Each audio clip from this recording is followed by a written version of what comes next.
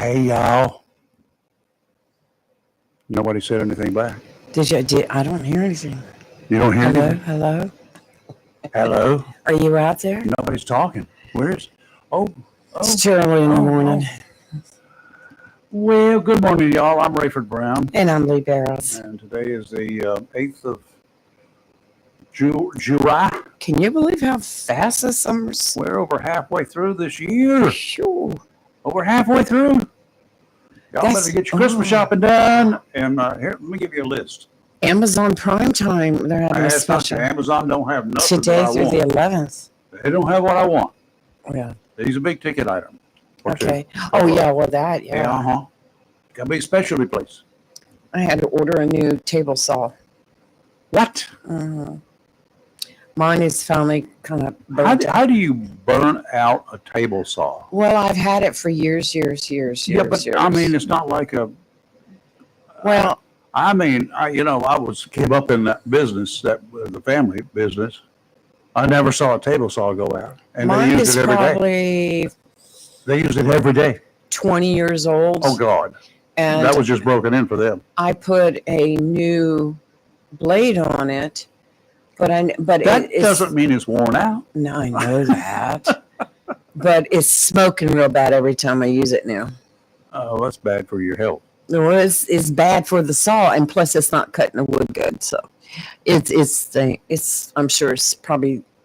I ordered a new one. You got the blade in backwards, don't you? No, I don't. I know how to put a blade in. Have we introduced us? Yes, we did. I just wanted to be I sure. just put new chains on my pole saw and on my. Yeah, I'm a girl that does it all.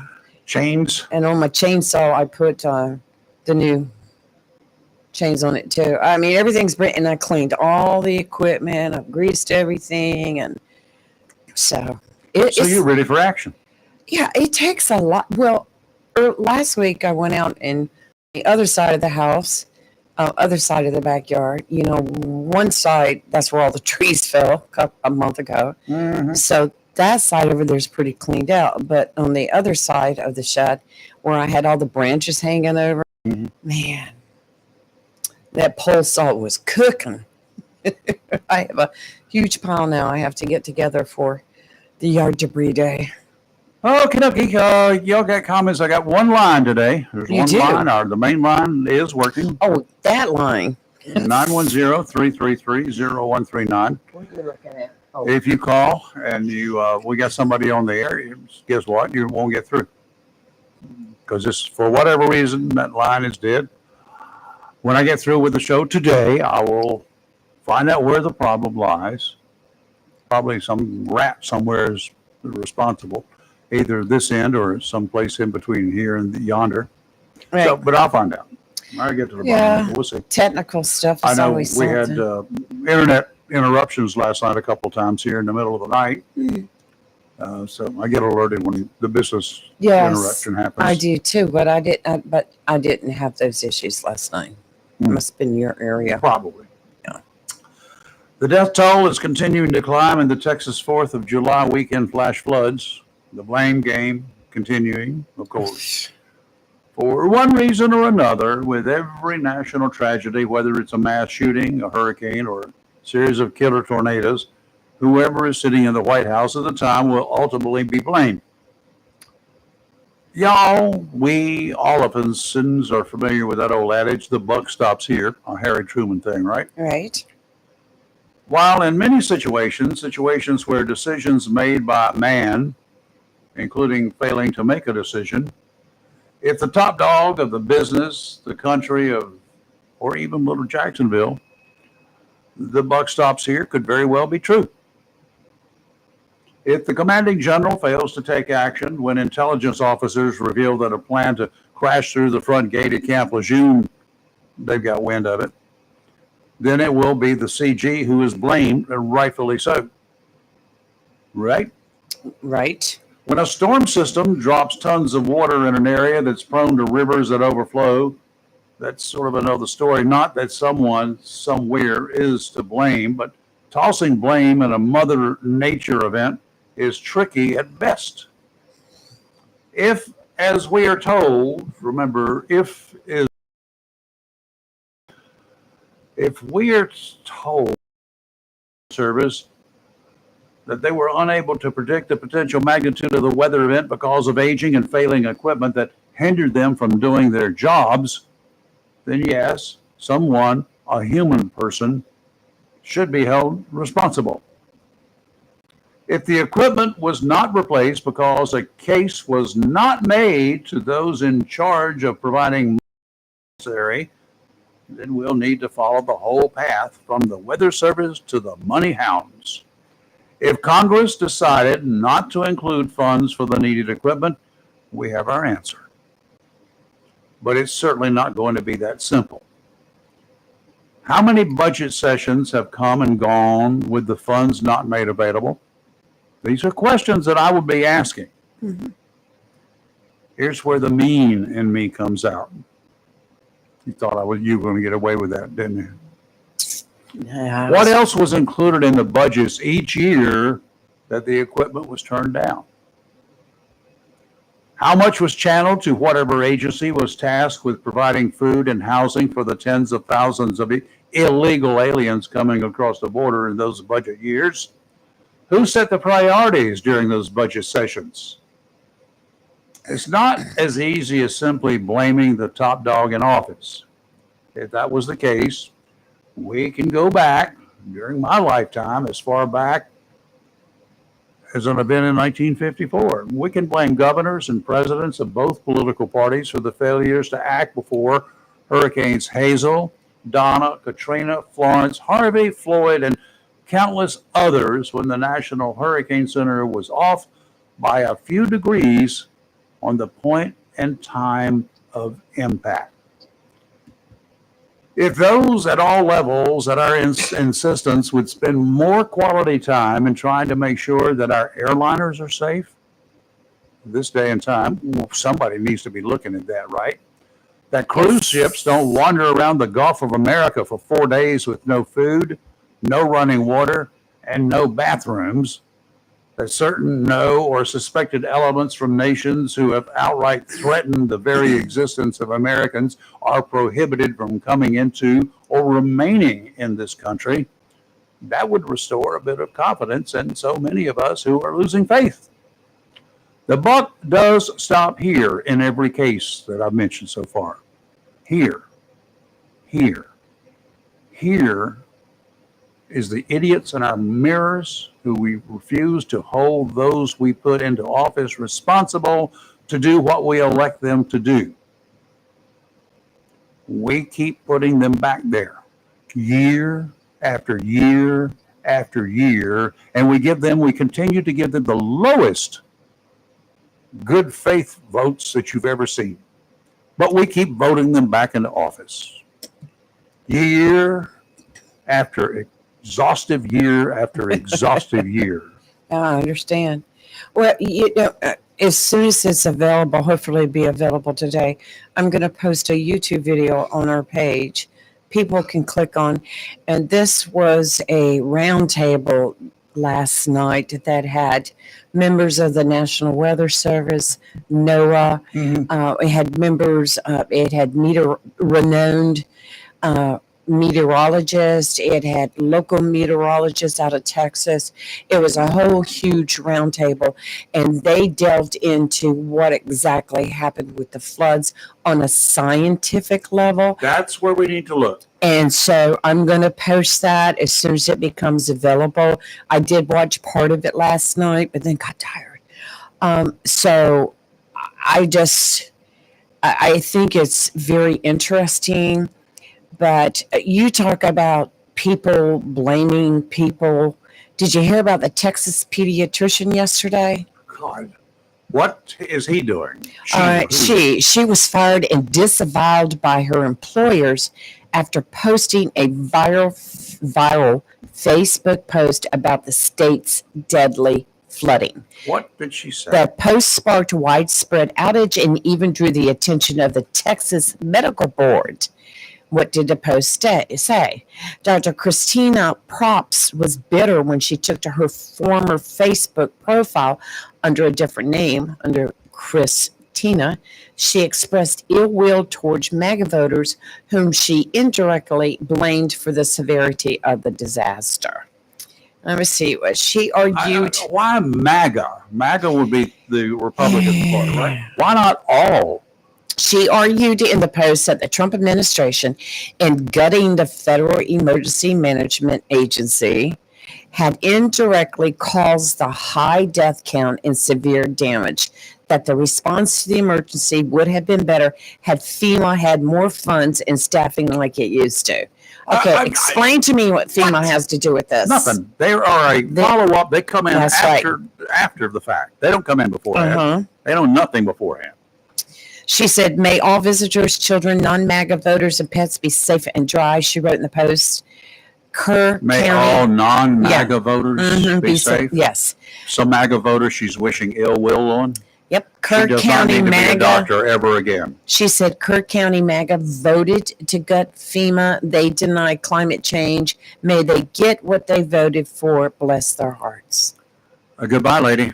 I take away your doctor credentials, and you can rest assured I'd never have a child of mine go see her. Well, she got fired from where she was at. Well, that's at the beginning. That's just, but you know what? You've got to be responsible for your actions. You got that right. When you go on social media and start making hateful comments, open mouth, you're going to get what you get. Mm-hmm. So, as of the latest count, someone or someones are responsible for the deaths of 104 Americans who died in those floods. The National Weather Service on the Monday before the Friday floods, warned of the possibility of flooding in that area of Texas. Okay. They say a system. What was that thing, Barry? The remnants of Barry and whatever? Hurricane Barry. Okay.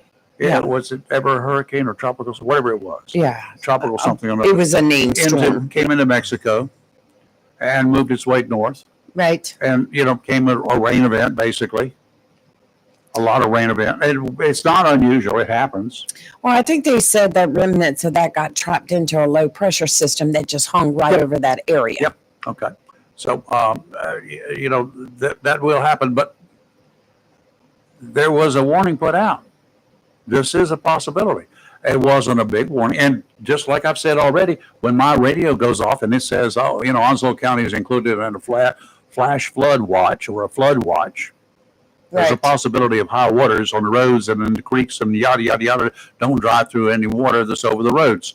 They put those warnings out. Me, I pay attention to a lot of stuff, but you know what I don't pay attention to? Those flood warnings. Because I'm just like the rest of y'all, stupid. When it comes to that, sometimes they are so prevalent. How about these? We have a severe thunderstorm warning.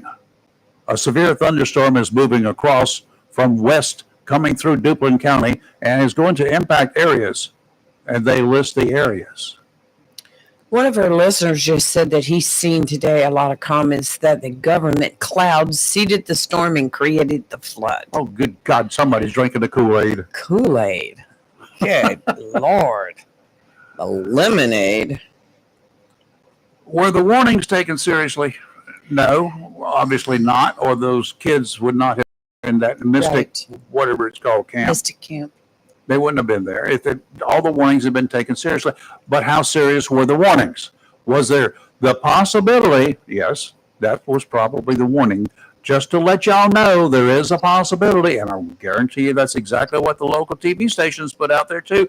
There is the possibility, according to the National Weather Service, of severe possible flooding from lots of rain coming down. Right. Oh, okay. They did put out flood warnings. They did? Yes, I know. And the TV stations put it out. The people, did not take it seriously. How many of you have NOAA weather radios in your house? Well, even those of us who do. I've got two, one here, one there. So, but do I pay attention to flood warnings? No. Well, that's on me. Yeah. I'm stupid. I know what you're saying. Y'all.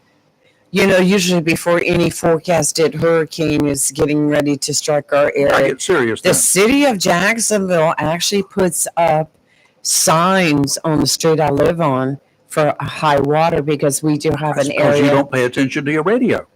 No, I mean, just kidding you. I'll never forget that last storm, and the TV station was out there talking about the high water on the street.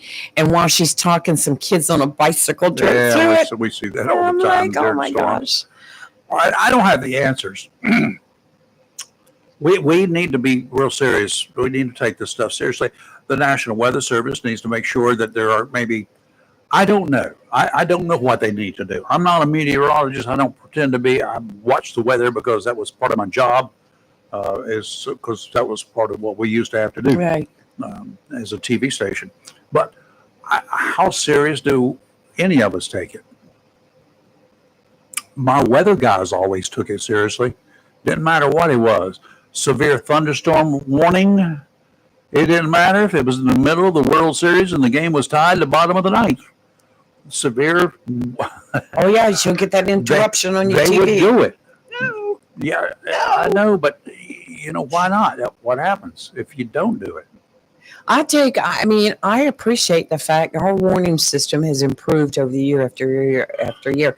And even like little things like I told you about the sheriff's office has now got a new app that you can download on your phone. And I've got several messages this morning. Hey, you're going to download it on my phone as soon as Yes. this show is over. They also have weather warnings. They'll send out weather bulletins, from the National Weather Service. So The more we get, the better off I am. yes. I've got no problem with that.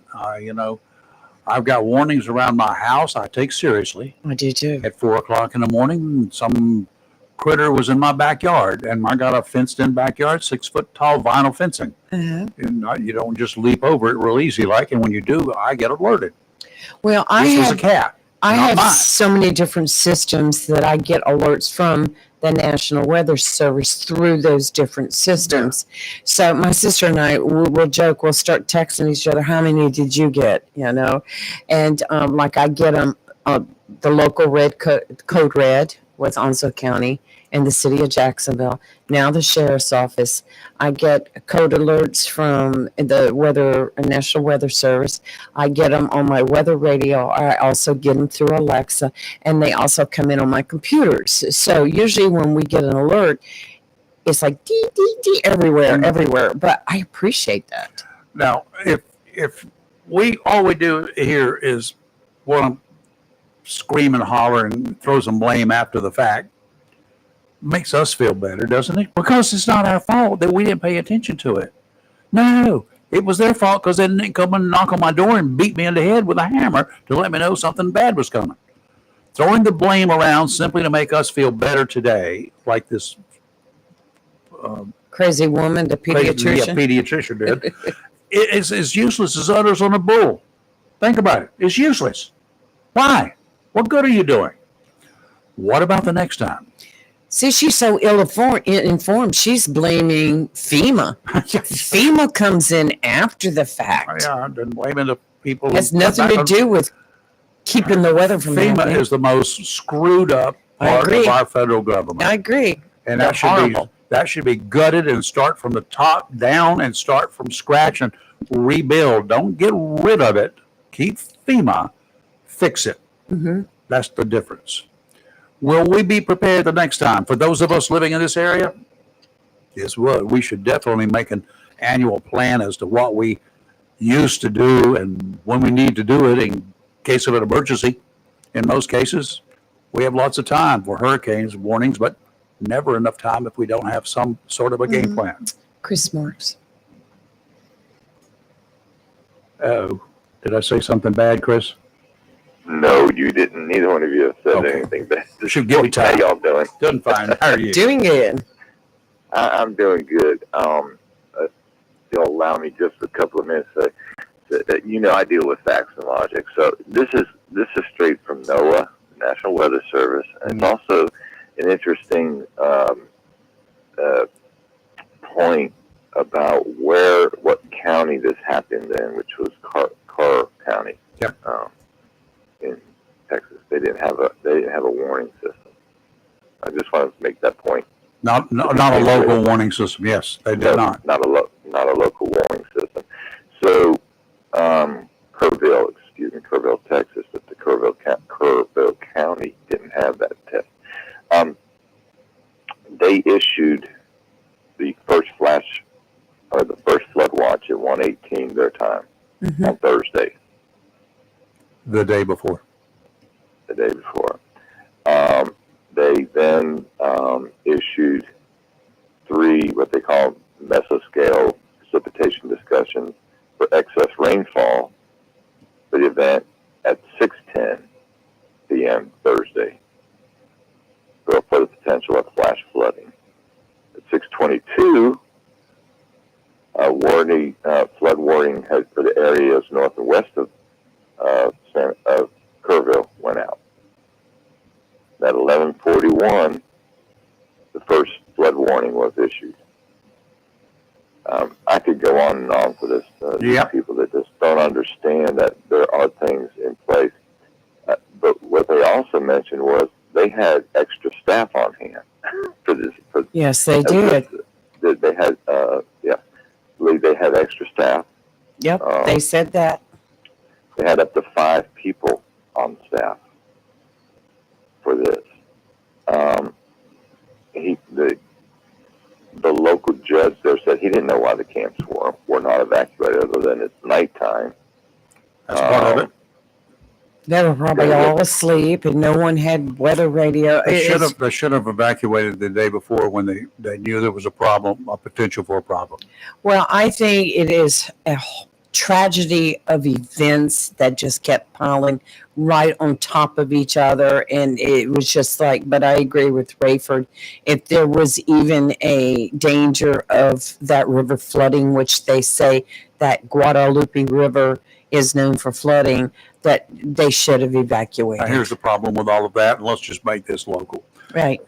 When they put out a possibility of snow, and the local school boards, not here at Onslow, they cancel school for the next day, right? Right. And then there's no snow of any consequence, Right. and then they look We've like seen it, fools yeah. according to the people out there. Right. So we didn't get nothing. Well, what happened if we did and we didn't cancel school? That's right. Then what would you be saying? So they can't catch a break on something like that. The school districts do what the school districts think is the best possible action for the majority, because you can't do it in 5 minutes. Well, we know weather can be unpredictable Yep. too. It's not 100% forecasting. And to that point, and I'm not trying to.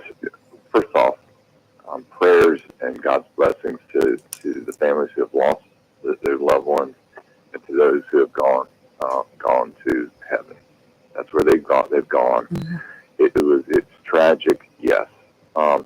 But Lee, you just brought up a good point, and I'll go back to the big one of the big hurricanes that we have here in Hurricane Alley. Everybody sent their families, including my boss, sent their families to Greenville, to areas west of Jacksonville, because this is where it was supposed to hit. Mm-hmm. Next thing we know, it hit Greenville. Yep. And areas west of us.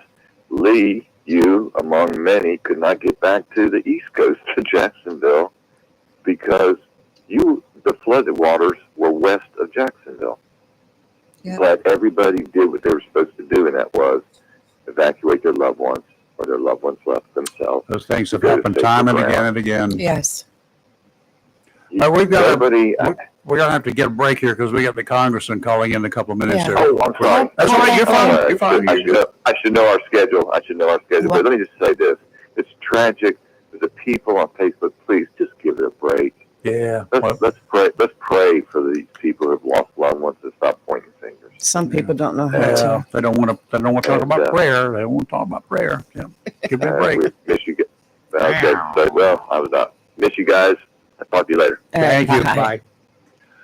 Yeah, we got Dr. Murphy will be calling in here any moment now. So let's see if we can get a little weather in beforehand. A series of mid-level systems will push across the area, bringing periods of unsettled weather through the rest of this week, resulting in a chance of showers and thunderstorms each day.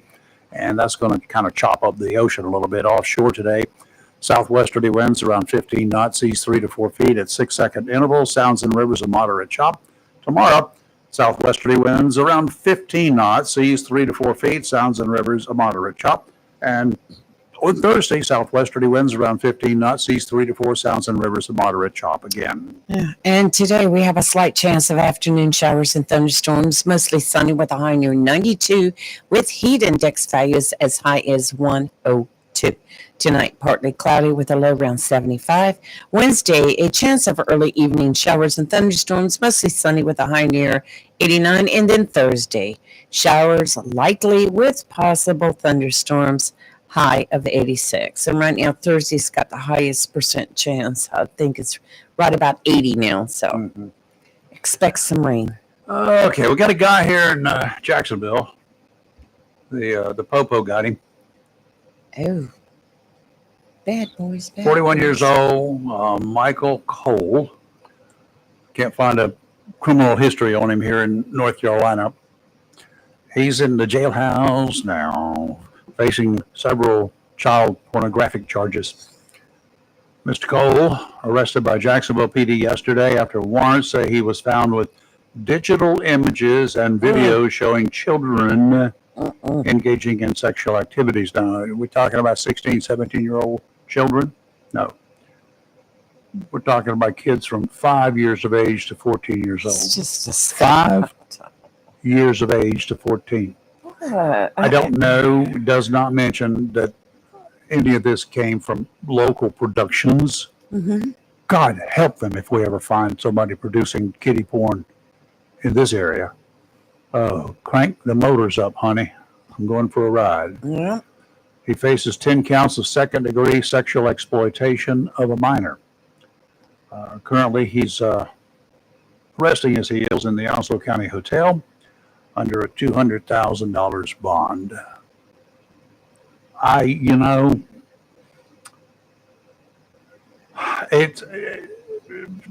Folks, what's wrong with you?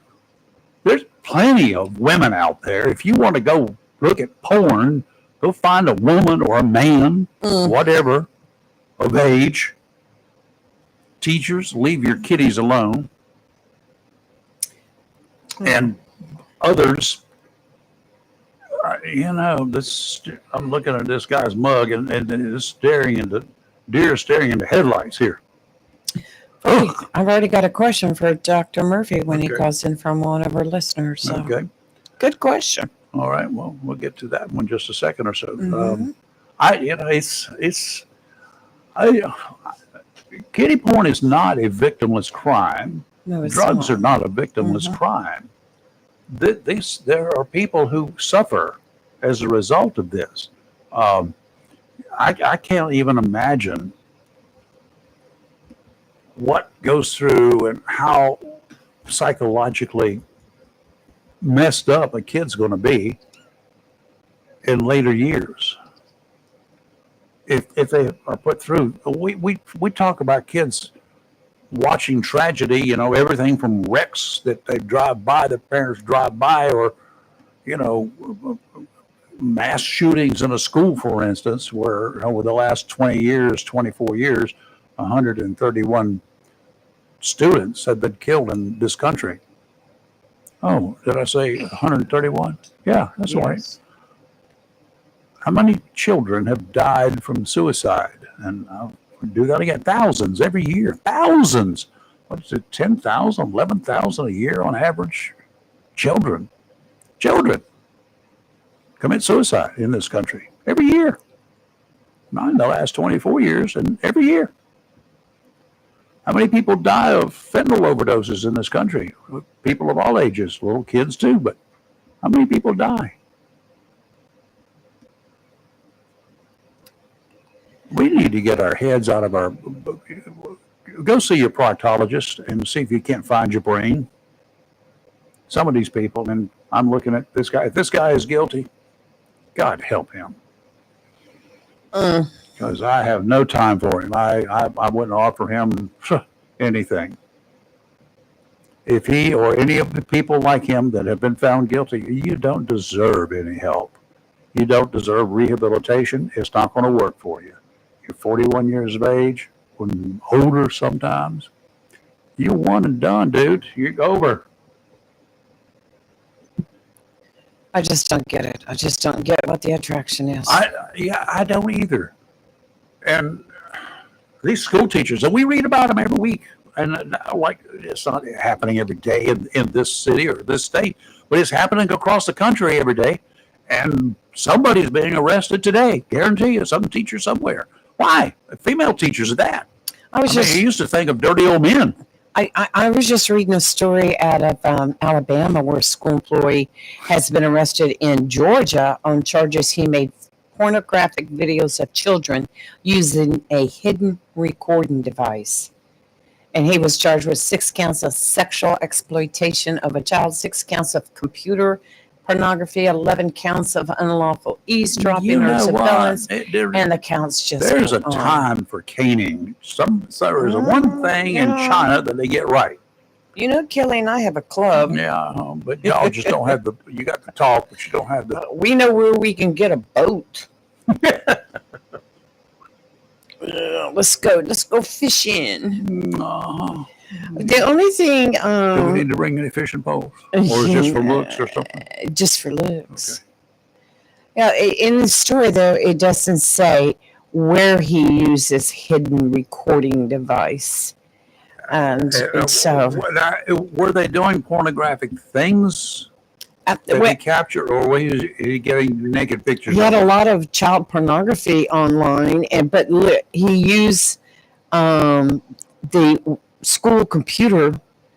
Well, he was a computer technician, and he used his school. Oh, great! Really smart guy. Computer, yes. Yeah, doofus. Yes. Doofus. Okay. Yeah, Tom brought up a good point. What if this AI produced? Who gets charged then? AI, artificial intelligence, artificial, fake. I tell you, I mean, I like a lot of things about AI, but then again, there's a lot of things that I'm learning already that I don't like. I want you to Google a question sometime. Google is now loaded with nothing but AI, right? Right. That's what it does. All right. It promotes AI. I'm going to look through it for my artificial intelligence banks. All right. What's your question? Any question. How many how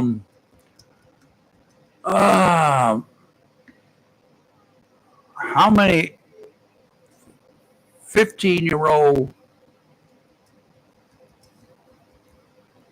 people died by suicide in the United States in 2021? And just read me the answer. I was afraid you were going to ask me about a porn question. Then it'd be on my computer. And see how ridiculously rampant. I mean, it just goes on and on. It doesn't talk. And let me know if it ever answers the question. It's a yes, no, here's a number response is all you need, right? According to the 2023 Centers for Disease Control and Prevention study, suicide is the second leading cause of death for adolescents between the ages of 10 and 14. The third leading. What is the question that I asked, ma'am? Oh, how far would that get in a court of law on the witness stand if you ask that question? I'm gonna have to go to Grok for that. If you ask that question? No, I want to know because artificial intelligence is what I'm challenging. This is artificial intelligence that I'm using. But if you ask that question on the witness stand and you get rambling like that, you won't get to the end of your sentence. Well, let me see. I wonder where our congressman is. I got a confirmation last night. No changes. Well, you know, he's making his cup of coffee. All right. In 2021, suicide was a significant issue among adolescents, including 15-year-olds, according to the data from the Centers for Disease Control and Prevention. Suicide is one of the latest, blah, blah, blah. It was reported that approximately 3,000 to 4,000 adolescents aged 15 or younger died by suicide in the United States in 2021. That's 15. And it goes on to, yeah. Didn't answer the question. No, it pretty much did answer the question. How many 15-year-olds? I asked how many 15-year-olds. It says 15 or younger. Right, but I could be anything from 1 to 15. You right? could probably put in 14, and it's going to say 14 or younger. I know that, but answer the question. How many? It did answer the question, but it didn't explicitly. but it didn't. It didn't go. It didn't break it down. You could probably get it broken down, but it No. take way too much for me. Mhm. All right. I don't. Artificial intelligence is not what it's cracked up to be. We're gonna start counting on artificial intelligence. I have found a lot of good about it, but then I have found some bad about it. That's like with AI now, they can take say a famous movie actor, and because I saw one that was a character, an actor, so to say, with a sports type event, and he got on there and he was talking about no, I'm wrong. Julie and Todd Chrisley, they were pardoned from prison. And I saw a video online of Julie saying, I'm telling Todd I want a divorce, blah, blah, blah. It was all AI. It was all AI. And Fake. it's amazing to me how they can take somebody like that and put words coming out of their mouth and it's fake. Yeah. So, that's another reason why I don't believe everything you see on the internet. Next time you hear a politician or an official source or department head claim he, she, or the Mhm. organization is my favorite word today, transparent, think of the definition of 3 words. Transparent materials allow light to pass through unobstructed, right? Right. Translucent materials allow some light to pass through, but they scatter it. And then there is opaque materials. All light is blocked. When was the last time that you saw really honest to goodness, transparent information? That means every bit of information that is available revealed, even though the people say we are transparent. I'm the most transparent president. I'm the most transparent governor. I am transparent. I do this. Uh-huh. Maybe translucent might be a better description instead of transparent. I just asked you a question. Reflect back to things as simple, supposedly, as the Jeffrey Epstein investigation, the one that, for the most part, stopped when he kicked the bucket. Word was at the time that the Department of Justice, and this dates back to this current Department of Justice, but the one before, that the Department of Justice had a list of individuals involved with Epstein's illegal underage sexual antics. Some of those individuals, we were told, were big names. We were told by DOJ folks that those names would be released one day because the DOJ was transparent. Now, the report is that no such list actually exists. Epstein off himself while in jail, and that the investigation is over and done with. See ya. Well, And the only thing now is to wait for the incinerator to cool down and for the hard drives to float to the surface from their resting places in 12,000 feet of water. But at this point, really, who cares? Does anybody really care? no, but I do have something interesting here for you. So I asked Chat GPT, which is AI based, and I asked him, who is Rayford Brown of Jacksonville, North Carolina, who is a talk show host? And you want to know what it says? Duh.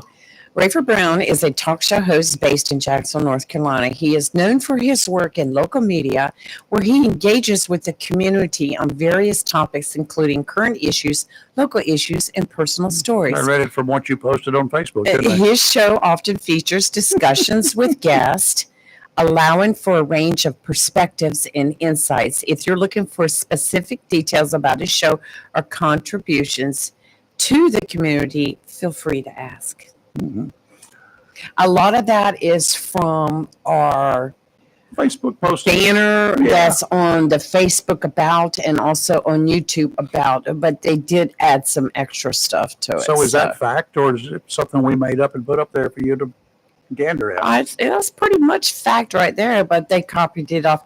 And that's what a Chat GPT will do a lot of that. They research and they take hits on it. So I had to narrow it down to Jacksonville, North Carolina, though.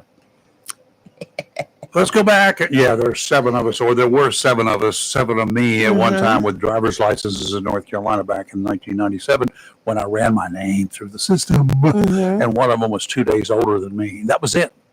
We had almost the exact same birthday. Tom Different middle names. is. Okay, where's our congressman? Are you sure it's not 8:00? No, it's 7:30. We got the confirmation from Alex last night. All right. Somebody wanted me to ask AI if Joe Biden is real, and has he been seen recently?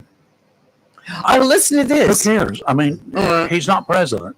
Yes, Joe Biden is a real person and currently serves as president of the United States. Oh boy, that's really good, isn't it? And it goes into more stuff. While I can't see him or provide real-time updates, information about his activities and appearances can typically be found through news sources, official government announcements, or social media platforms. Blah, blah, blah. I thought we talked about that a couple of weeks ago. I think Kelly brought that up. Who killed Abraham Lincoln? How about who killed John F. Kennedy? Did somebody? How about you word the question differently? Did somebody other than the accused kill either Lincoln or Kennedy? How about that Hindenburg? You know, the big old blimp that came in from Germany. Was it really on a low-level plan of attack on the White House when it crashed and burned after crossing the whole 3,000 miles of the? How can it just wait until it gets here to suddenly explode all that hydrogen on board?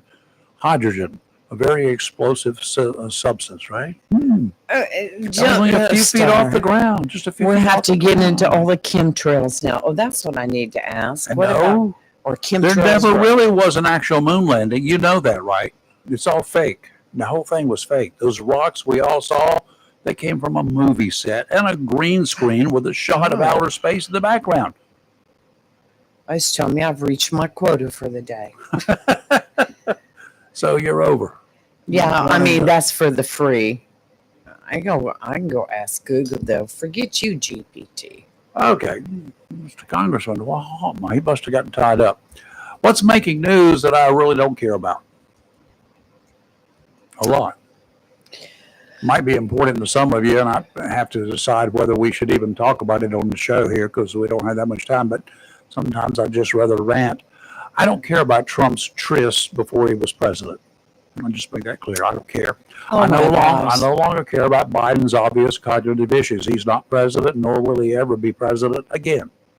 I could care less that the ex-VP called governors across the United States and went on a profane rant after Biden's miserable debate performance last year.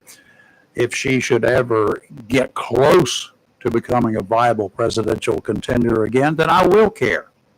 And we can bring it up and talk about it. The Clintons, best I can say is that we can look at them as the last of the Three Stooges. I don't care that I could have saved 2 minutes on a cross-country trip if I had turned left on a dirt road in Texas. I certainly don't give a flip about National Enquirer sensational stories about an OnlyFans internet star going through a divorce. What I do care about is real breaking news of today, not the breaking news promotions touting that a network was covering the news of yesterday. That's over and done with. Tell me what's important today. Give me the follow-up. If we need to use examples of tragic events in the past to show that we need to correct things to make sure we're better prepared when history repeats itself, that makes sense because we need to be shaken up so we can wake up to what's important to our safety. I look at, I don't know how many online stories every day, news sites from everywhere. I look at national and international news networks and local TV stations. I am not loyal to any one source. I do not count on fact-checked sources. Sorry, I don't. Without exception, I have found that they're flawed fact-wise from one end to the other. AI, like I said, artificial intelligence, no. What is real as fake boobs. As what? As fake boobs. Oh, that's what I thought you said. Yeah. Okay. Artificial intelligence. It's fake. Artificial means fake, not real. Can you tell the difference?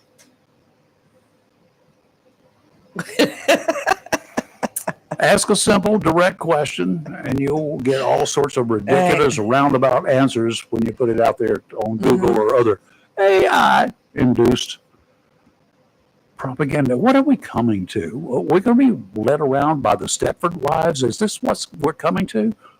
Artificial women, artificial wives. They're all the same. White picket fences. All so perfect. White picket fence. Real people are not perfect. No. And that's the truth. And I don't want them to be. That's It would be boring. My God. Everyone's different in their own nature, and that's what makes life interesting and fun. One thing for sure. We're all naked under our clothes. Oh, gosh, you and Tim.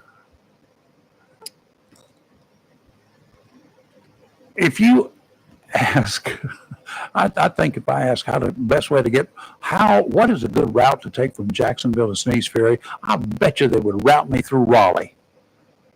In some cases. At some point in time. I'm going to tell you what, sometimes you need to be very careful with your GPS because you never know where you're going to end up. You never know where you're going to end up. I've ended up on some dirt roads before. Only as good as the way you program it, as to the parameters that you program it. Absolutely. That and then too, a lot of people use their GPS for speed limit. And unless Google has updated speed limits, you better be careful. It's just like that sign alongside the road is the one that counts, and the only one that counts. Going through Spawnsboro last week, of course, my truck kept saying 45, 45, 45. It's 35. But see, that's updated by people that work for Google or whatever, and they drive around in these cars, and so. But you still have to update your GPS in your car unless you've got one that does it automatically. Mine does it automatically. So apparently it hasn't done it. No, because it's not been put into the system yet. It has. It's in my system because I update my own GPS. Nope. Not. But I've seen that on 17 North where you go from 55 to 60, and then it goes 70 back to 60. That took over a year to get that corrected. And mine updates on a regular basis. Mm-hmm. See, so it's interesting how they do that. Mine updates when I plug it into my computer and I hit Garmin and I say update, and it does. And then it actually puts me on roads that have been built since the last time I updated. So, hey, a counterterrorism expert says that Iranian sleeper cells may be hiding in plain sight and waiting in rural areas in America. What do you think about that one? Buddy. Who we got? I think it's Buddy. Yes. Yeah, can't read the caller ID. Good morning. Good morning. How are you? Good, how are you? Doing fine. What's going on? I got a question for you, Rayford. 7 is the answer if you ask the right question. Yeah. You still got Evinrudes? I have 3 of them. Got 2 on one boat and 1 on another. And I got a cat with Evinrude. Where do you get it? If you need work done to it, where's a certified Evinrude mechanic? I'm going to warranty work. Well, I'm not sure that any Evinrudes are under warranty right now, are they? The last Mine one is it? Yeah. I would have to go look. Mine, of course, are old enough; they're not under warranty. But the easiest thing to do would be to call the Evinrude folks, give them a call, and say who's the closest certified person in North Carolina that can do warranty work. They may tell you it's an Oriental. It could be in Bayboro, but it may tell you it's an Oriental. There was one. I tried that. They sent me to Dudley's, and they don't have a mechanic over there. Oh, I figured I'd ask you because I knew you had Evinrude. I do, but I haven't had to have any work done on them, other than normal type stuff, not warranty work. Yeah, I've got an E-Tech keeps giving me fits. So. What's it doing or not doing? Well, you run full throttle, and then all of a sudden it goes into a limp mode. This is the second time it's done it. I'm absolutely sure you're using the right oil for it, and that it is oiling properly, right? Yeah, I got Evinrude oil. Okay. How about your oil thermostats? pump Is it by any chance overheating? I couldn't tell you that. No, it spits water. Yeah, I understand. Yeah, it doesn't matter. Pumping water. You can pump water without the water circulating inside to keep your motor cool. It can bypass all the inside and Well, just here's what try to do happened. that. This time, I ran from downtown Jacksonville to New River Inlet the other day. Hung out down in New River Inlet for a couple hours. Heading back, just bogged down at the Sneaks Ferry Bridge, and I had to limp back to Jacksonville at about 3 miles an hour. By any chance, you did not run aground anywhere, did you? No. Okay. You didn't suck up any seaweed. You didn't back down on any to try to get out of a bunch of weeds or grass or anything like that, did you? No. Okay. Because if you ever run aground at all, you will be, and you keep your motor running, you're probably going to suck up some sand, and you're going to get you may get a water flow, but it may not be enough water flow. So it's going into an overheat protection mode for some reason, and it could be something as simple as a bad sensor indicating that you're overheating. It could be any of those things. So yeah, you're going to need a mechanic with a computer. All right. Yeah, I figured I'd ask you. I knew you were the Evinrude man. Did it give you a default or some kind of a fault code? No alarms went off. I know, but on your, do you have one with the screen on it? Do you? No, I just got analog. Just got a motor. Okay. Yeah, just motors. If you can get a tech with a computer, he can tell you what the code was, because I'll guarantee you it's set a code, and it will tell you where your problem is. That's going to be your easiest thing. Where you're going to find one, I'm sorry, I wish I knew. Have you called the tie line? Oh yeah. Okay. They don't want nothing to do with it. Okay. That's where the boat was bought from. Yeah. Oh, gosh. I'm sorry. I wish.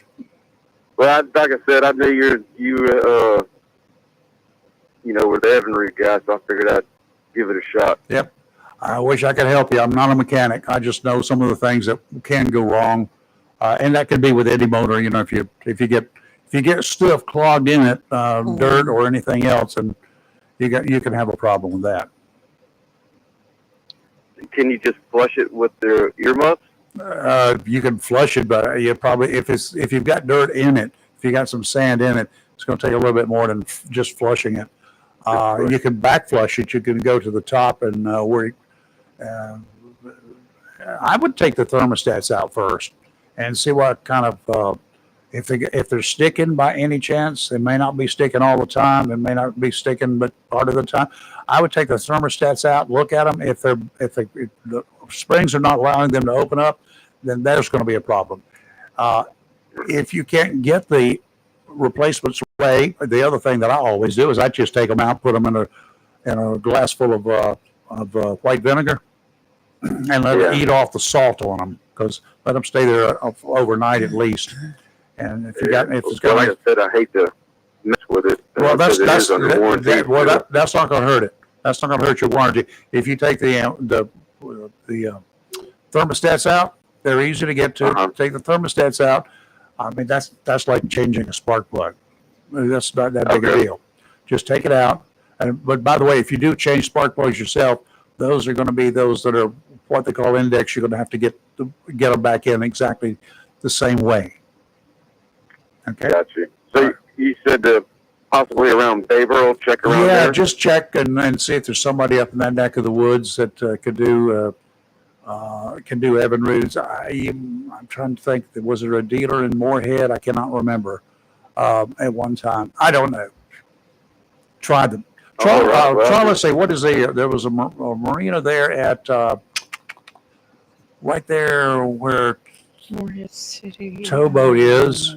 I forgot the name of it. The marina there. They had some good mechanics in there too. You might check with them. You can call Towboat. I think, in fact, they actually owned a marina now there. All right. All right. Well, I appreciate it. All right, you're welcome. Take care. But since you're giving out advice, how about my dryer?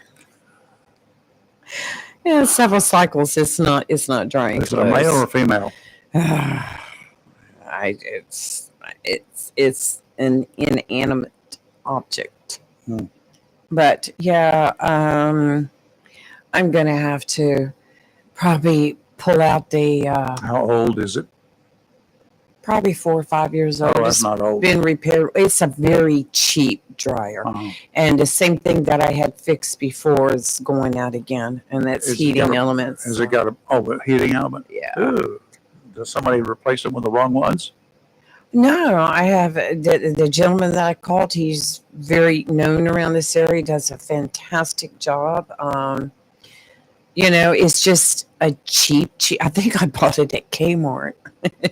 Kmart. Yeah, that's how It's old it is. older than 4 years old, then, Yeah. unless you went to Rockford, Illinois, or somewhere.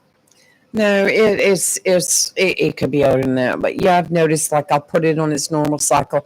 I go back after it's done and they're still wet, and then I put it on a different cycle and it's not drying. Last night I put it on a third different cycle and it dried. So it's always something. I don't know. I don't know any mechanics who work on those things. I don't work on them. Yeah, I did years ago when it was, you turn it on and you flip it over and you sit dry and then it starts drying. The only thing that aggravates me about this is in order to work on it, I've got to take the door off the laundry room and get the washing machine out of the laundry room in order to get to the dryer. It's a pain. You need to modify your laundry room. I wish I could. Saw. You've got a chainsaw with a good blade on it. That's what you just said, remember? I wish I could extend it and make it bigger. Right. Okay, the Department of Homeland Security is issuing a National Terrorism Advisory System Bulletin.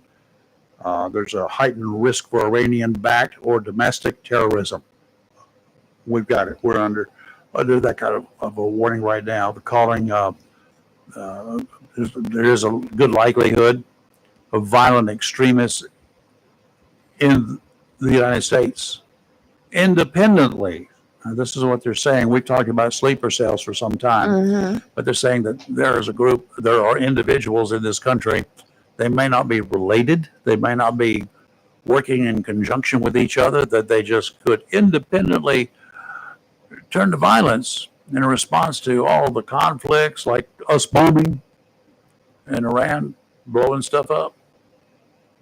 Yes. But if the Iranian religious zealots over there, the Ayatollah Khomeini or Khomeini, Kamini. if he should issue a religious ruling calling for retaliatory violence against targets in the Mhm. United States, the bulletin says Iran could be actually calling the shots, and everybody could independently come out of the woodwork like cockroaches and attack us.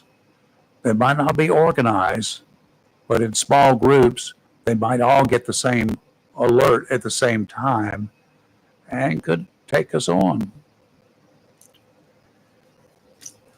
What about the deal with Israel and Gaza yesterday? Well, I watched ready, a aim, bombing last ready, aim, night. fire. I thought they were at a ceasefire. Well. Who fired first? Well, they had 5 Israel soldiers that were killed yesterday. See if they can get the specifics on it. The bloodshed came as 5 Israel soldiers were killed in an attack in Gaza. The Israel military said Tuesday, while health officials in the Palestinian territory said 18 people were killed in Israel strikes. So What kind of strikes were they? Were they ground strikes, or were they missiles coming in, or what? it did not specify on this, but I know last night that you could hear gunfire in the background, and they were showing Tel Aviv, and you could hear gunfire in the background, and didn't see any. I saw a couple air missiles earlier in the evening, which is like they usually start attacking like 1 o'clock in the morning their time. But I'm just like 8 o'clock our time or something. I'm like, what's up? I think there's 7 hours difference. I'm just like, what's up with that? I thought we were had done a ceasefire, and now they're back to the table trying to get everybody to calm back down. I don't think those two are ever gonna. They're just gonna end up blowing each other up before it's over with. But, and you know, Prime Minister Benjamin Netanyahu has presented President Trump with a proclamation to put him in for the Nobel Peace Prize. I never knew you could get a peace prize when you go through with a bunch of bombs and blow stuff up. But I guess if that's what it takes, that's what it takes. Yeah. Well, he likes the United States furnishing him with equipment. Did you see the story about state and federal officials announced Monday that 10 people were arrested for engaging in a planned ambush on an ICE detention facility in Texas over the 4th of July holidays? These individuals were charged with the attempted murder of a federal officer. The incident occurred at the Prairie Land detention facility in Texas on Friday. Wow. Approximately 10:37 p.m., 10 to 12 individuals dressed in black military-style clothing began shooting fireworks and engaging in acts of vandalism at the facility. What was their end game? That ambush. Larson said that the incident was a planned ambush with the intent to kill ICE corrections officers. If you do that, and these people get out, you do know that they're going to be rounded up again, right? Yeah, listen. And you do know that you're going to be probably shot dead as they try to catch you and you refuse. You do understand that, right? Yeah, this is like some individuals drew correction officers out of the facility using fireworks, while others damaged vehicles and vandalized the facility with graffiti. When an Alvarado police officer arrived on the scene, one of the individuals shot him in the neck. Yeah, so that'll get you killed, people. Man. As it should. Well, at the LA detention center last night, they had a protest outside. It was not a big group, and I don't even know why they were there, because it looked more like a street party than it did a protest. But they were getting right up there a foot from the officers' faces, the police officers, and I'm like, it's not going to end up very well.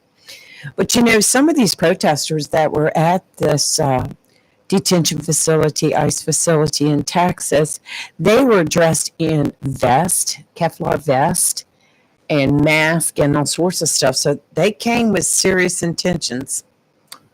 You come with vests, then we up the ante. We don't shoot you in the vest. They'll shoot you in the chest. And some people, there are these masks that you can wear too that protect your head pretty much. They'll knock you on your butt when you get hit with a good round. But you know where they seldom take care of? Their feet. They're not wearing those big old boots. They can wear the big old boots. You ever seen a 30-06 round penetrate that stuff? Oh my goodness gracious! No, I can say that I have not. And then they can up the ante from that 30-06. So they need to. It could be be really damaging. And they said law enforcement found 12 sets of body armor, spray paint, and a flag saying "Resist Fascism" and fight ICE terror with class war, free all political. Did you ever wonder where they get this body armor? Amazon. Have you tried to buy some body armor on Amazon? I'm gonna go try right now. All right, let's try. Where can I buy body armor? I know we used to have domains in Kinston, didn't you? Couldn't But that you was get for it through police supplies. Right. You had to be a police officer to get it. Yeah, somebody is funding that. There you go. All right, body armor on Amazon. We get candy bars. We got flashlights. Let's see what else we have. Mm-hmm. Body armor. We just have. Bulletproof vests. Well, let me because it takes me to a company that produces drinks and stuff. Produces Right. what? When I put in body armor, it took me to a company called Body Armor, and then it has to do with electrolyte drinks and snacks and stuff. So let me see if I put in bulletproof vests. God, anybody ever looks at the history? Anybody ever looks Oh, I at the just history on my computer? I got, Here I we got go. people that will be embarrassed. Here we go. You can buy bulletproof vests through Amazon. Good. Is that for? Tell me how much does a bulletproof vest cost on Amazon? I'll tell you whether I would wear it or not. $109 is the cheapest one. How much? $109. 2-piece curved weight vest plates. Oh, these are just the plates to go in at $109 each. But some of these are like $200, but they're lightweight tactical vests. That's not cheap. the same thing, right? That's not a bulletproof vest. That's let's a go bullet down that here. might 22s maybe. Here's one right here. Here's one for you. A Milwaukee leather men's bulletproof style SWAT rider leather Bulletproof style. vest with single panel back for club patches. $89. And then you have to buy the plates separately that go in it. Don't waste your money. This is where these fools are getting Years stuff ago, like this. in the 90s, it cost me $400 for a vest. But this was one that, for law enforcement. No. Nah. They haven't come down in price, except you buy those pieces of leather. Zoran Mamdani. I have no clue. Yeah, you do. He wants to be the mayor in New York. Yes. New York City mayor. Yes. He's a candidate. He says, if that Israeli prime minister named Benjamin Netanyahu comes to my city, well, it's not your city, Mr. Whatever, man, damn it yet, he gonna get arrested. We're going to arrest him. If he comes to the city of New York, we're going to arrest him. On what charge? First of all, he's going to have immunity. You know that. Is this guy just stupid or what? He says he's a Democrat, socialist, and is the Democrat Party's nominee for New York City mayor. He said, as mayor, New York City would arrest Benjamin Netanyahu. Netanyahu says, laughs. I don't think there's a New York cop out there that would even approach Benjamin Netanyahu because he's going to have his bodyguards, just like the president of the United States has his team in every other foreign country that the president goes to. That would just not be even smart.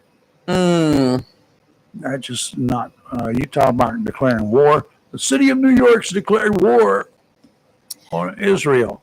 Oh, how's that going to go over for you? I mean, why can't we all just get along? Because this guy's an idiot. Well, you want to talk about mayors? He's a mayor wannabe. How about the mayor of Los Angeles yesterday? Do they actually have one? Yeah, that's that Karen. Karen's a real name too. Yeah, I know. Karen Bass. Well, ICE was out making raids yesterday. Yes. And they were accompanied by members of the National Guard. They were conducting an immigration raid in Los Angeles on Monday, prompting the mayor to get out in the middle of it. The operation targeted an area near MacArthur Park, an area with large immigrant population in the city's Westlake neighborhood, which is heavily Hispanic and has a heavy MS-13 influence. Duh. Yes. And you're surprised. And so Mayor Bass, who has been a vocal opponent of immigration raids in the city, appeared at the scene and demanded to speak with the ICE leadership. They need to leave, and they need to leave right now. They need to leave because this is unacceptable, she said at the scene. Go back and fill up your car with gas, lady. I'll tell you what, isn't that kind of interfering with law enforcement? Yes. Oh, I locked her up. Federal law enforcement. Look, they're not playing with these people that are interfering. No. She's on the cusp right now with all her antics over the last 6 months, she's on the cusp. Keep it up. Getting and locked you up. Keep it up, and you could end up in jail, in a Right. federal jail. Yep. Yeah, I saw her on the news yesterday out there running her sorry. mouth, and I'm like, good Lord. Why would you do that? I mean, you're a mayor. You're a mayor. Strange enough. Okay, what else you got going on? We were talking about earlier in the morning about the weather, and we were talking about the flooding in Tennessee, but we really didn't say much over the flooding that we had in North Carolina. A heavy rainfall from the storm fell, and we had some areas that were hit hard. Let me see. We had, if my computer will quit jumping around here.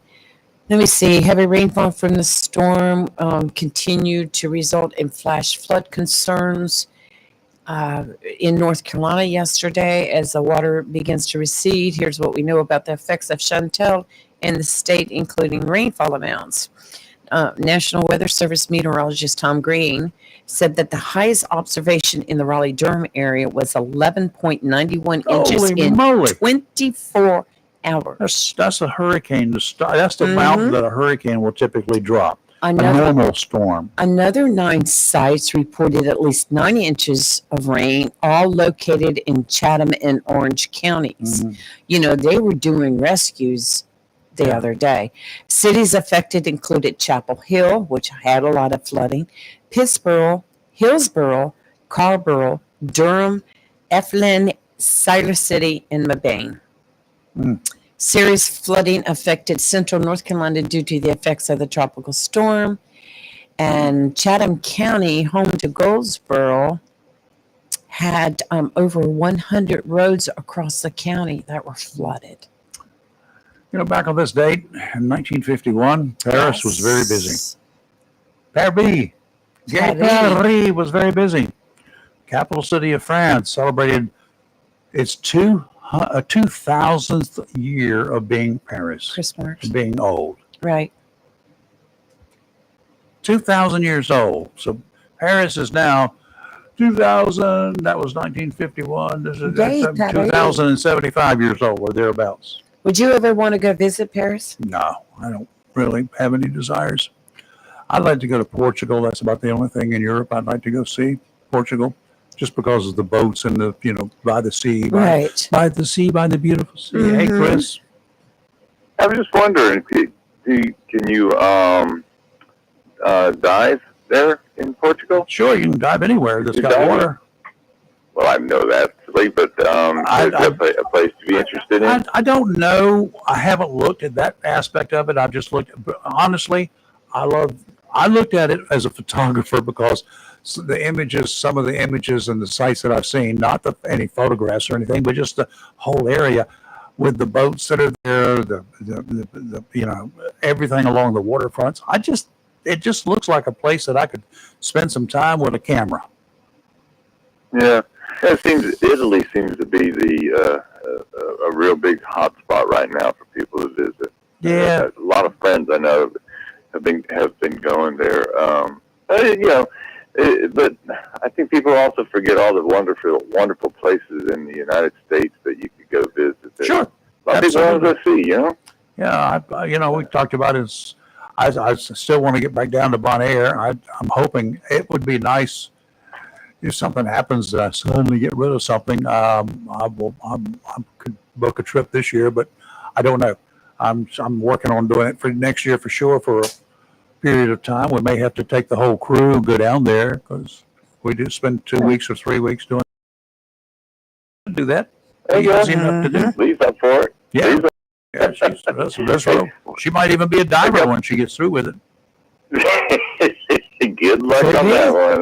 Could be. You never know. Oh, once you see that water, have you ever put your face in water like that, just as with a mask on for snorkeling, or just put a mask on and look down? And it is so gorgeous.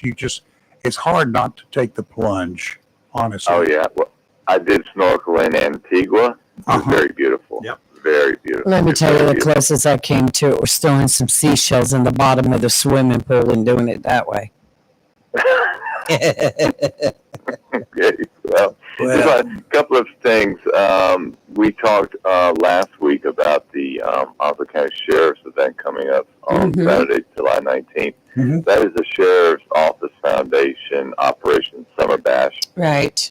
I was just And looking it's at going that. to be July 19th from 10 a.m. until 7 p.m. Live entertainment, food, crafts, children activities, and you get to meet and greet the Oslo County Sheriff's deputies. Yeah. On a nice note, not when they're possibly pulling you over for something. So, yeah, when the blue lights come on, the blue light special at K-Bar is one thing. The blue light special alongside the road is something else. Oh, Lord. Yeah. And there was a question from one of our listeners about Beaufort and the NOAA location there. Yes, I Yes, had it's that for Congressman Murphy when he calls in. Okay, well, not to steal his thunder when he does come in. It's being closed because the building is dilapidated. Right. That's why it's being closed. That building. So, Okay. you know, The question That's is, the are they big gonna build a new one? yeah, well, the congressman will know that one. But I do want to say we had, last night, I had a couple of our listeners from our church that are now starting to tune in and listen, which we appreciate. And they were very impressed with Wyatt. Oh, yeah. He was very impressive. Yes, he's a very wise young man, and hopefully, as he said, 8 years and he's done. So with that, I'll be done, and I won't bother the show the rest of the day, so Why? we can wait for the congressman to call in. Yeah, no bother. He's late, so I'm I could going text him, to I guess that guess. he's not going to make it. But something happened. Something went wrong. I don't know what. Oh! I know what it is. They've gotten to his telephone. They have taken the congressman's telephone hostage, and they won't give it back. Look it up under AI; it'll tell you. Yeah, right. Yeah, Let me okay. check that one. Are you going to check that one out? I know I'm gonna text him. Okay.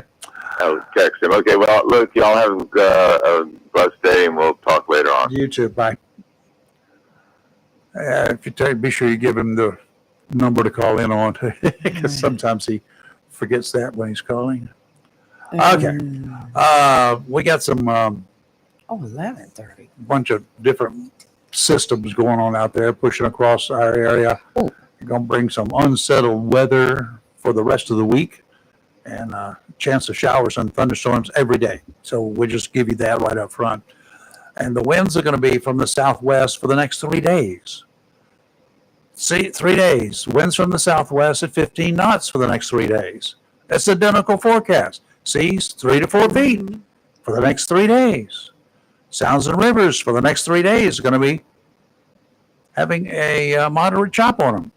It's very seldom I get 3 identical days of forecasting for the offshore waters, because they usually vary quite a bit. I will tell you that at about 6 o'clock this morning in the River Bend area, that's off of 258 near Baker's Cafe, it was 76 degrees. It had 0 rainfall there in the last 24 hours, 75 degrees at that time. That was in the southwest area. And again, no rainfall. 79 degrees at the Borough. There's Swansboro. It was 79 degrees at 6 o'clock this morning, getting kind of warm. And here it was about 76 at 6 o'clock this morning. Yeah. And humidity is still up there right now, 94%. So anyway, that's the way it was. You got the locals now. Yes, Forecast, what's it going to be? do. Local Now, you forecast. really get this right now. I'm gonna give what they give. Oh, you talk about the National Weather Service. Yes. Okay. Now there may be a chance that they may be wrong, and it may snow 12 inches today. But for the most part, their weather forecast is today a chance of afternoon showers and thunderstorms, mostly sunny with a high of 92, heat index values as high as 102. Tonight, partly cloudy with a low around 75. Wednesday, a chance of early evening showers and thunderstorms, mostly sunny with a high near 89. And Thursday, right now, it's an 80% chance of showers, likely with possible thunderstorms and a high near 86. That rain is bringing in cooler temperatures. From 94 to 86, I'll take it. You know, last night I got hung up on TV again, trying to go to bed, and that dadgum YouTube channel. I know it. I love it. I had something pop up there, and it was talking about amateur radio during World War II, prior to World War II, and during World War II. And I knew it. I did not know exactly when it happened. Who do we have? Congressman. Okay. Is there a doctor in the house? We're having an ailment here on aisle 4. Yes, indeed, my friends. How are you, Dr. Greg Murphy? What's going on? I am fine. I apologize for the time issue. I thought I was on in a few minutes, but then I realized it was supposed to be a while ago. But anyway, we're here, and I hope you guys are having a good day. Well, actually, yes. you're 7 minutes earlier if you were speaking of Eastern Standard Time. Because it would be 7:21 Eastern Standard Time, so you're good to go. I like that logic. It makes as much sense as artificial intelligence, doesn't it? Yep, and that's about all of us that we have these days, is artificially intelligent. Okay, I'll tell you what, I don't know how you guys do it. As a doctor, I know you work on things with scalpels and, do stuff like that. Do you ever feel like you need to go get some psychological assistance after you spend a week or two in the swamp? It's funny. The answer is absolutely yes. And my wife and I were having dinner with some friends the other evening, and my wife brought me a glass of wine. And one of the guys, they've known me for a long time, because I don't really drink that much. And he goes, "Well, I didn't know you drank." I said, "What are you talking about? I had to go to Washington. I had to go to Washington and start drinking." Oh gosh. But no, it is, and I tell you, this can be the most joyful job in the world, where you see such great things happen for people or for our country, but it also can be literally the most frustrating thing when you think people just are, frankly, just not that smart sometimes and don't make good decisions, or make decisions for political reasons rather than reasons that, and that's what drives me probably honestly the most, for reasons that are not right. Yeah. So it's from A to Z, and sometimes I really look myself in the mirror up there and say, "What the hell are you doing this for?" Well, I'm glad you're doing it. Somebody's really got to do it, and I'm sure you can take a licking and keep on ticking, so that's the good thing. A couple of questions there. One is the big old elephant that's hanging around down Texas way, the tragedy that struck there. And of course, there are those elements there that are blaming the administration. And of course, there are elements that are blaming the Biden administration. Other elements are blaming Bush. Somebody's probably blaming Eisenhower. I don't know. But there's enough blame to go around. But I'm reasonably sure, having had some associations with the National Weather Service and the National Hurricane Center, they probably have outdated equipment, as does the FAA, the towers, and all that sort of. Do we need to work on some of those infrastructures instead of giving all this money to the illegal elements in this country? I'm sorry. That's a great perversion. That's a great perversion. During the last administration, they talked about all this infrastructure money, and they spent trillions, literally trillions of dollars. But what's going to happen is, with the illegal element that is in the country now, that anywhere from 13 to 20 million individuals came in the country illegally, that we've been giving benefits for, et cetera, taking money away from FEMA to pay for housing for illegal people who are here illegally. The whole crisis, that's going to cost us $2.5 trillion. And all these people who are so misinformed about Medicaid, you're cutting people off Medicaid, those people don't deserve the benefits to begin with. And I said this in the Ways and Means hearing the other day, because I was talking to a Democratic witness who's talking about all these people coming, not getting their health insurance. And I asked her, I said, I'm not a veteran. Do I deserve VA benefits? And I love her answer was, "I'm not qualified to say that." And my response was, the same thing as, "Oh, I hear this. I'm not qualified to say what a woman is. Give me a damn break." And so, not putting the resources, where they should be. You cannot make policy based upon single events. It's tragic. We can't. We have to be reactionary in some regard to prevent things. But what happened was a tragedy, and why do people have it feeling in their need to always blame people? That's, I think, our litigious society, if it were. But I agree. That's kind of where we are today, sadly enough. And Betty Carter, a member from Georgia, who's running for Senate there. One of his granddaughters, and I think cousins by marriage, was lost. They don't know what they have. They did actually. I'm sorry. That's right. They did find her body. Oh boy. So sad. There's a lot of fallacies going around about people getting Medicaid, but I ask how many illegals are getting Medicaid. I ask Google. I ask the artificial intelligence individuals, groups, organizations, outlets. How many are getting benefits, are getting Medicaid, or getting Social Security, supplemental Social Security income? I ask these questions, and it gives me a roundabout answer. It says, here we go. Undocumented immigrants are not eligible for most federal welfare programs. This includes programs like SNAP, that's food stamps, y'all, Medicaid, SSI. It gives me all these roundabout answers. It does never, no one answers my question. Are illegals getting Medicaid benefits?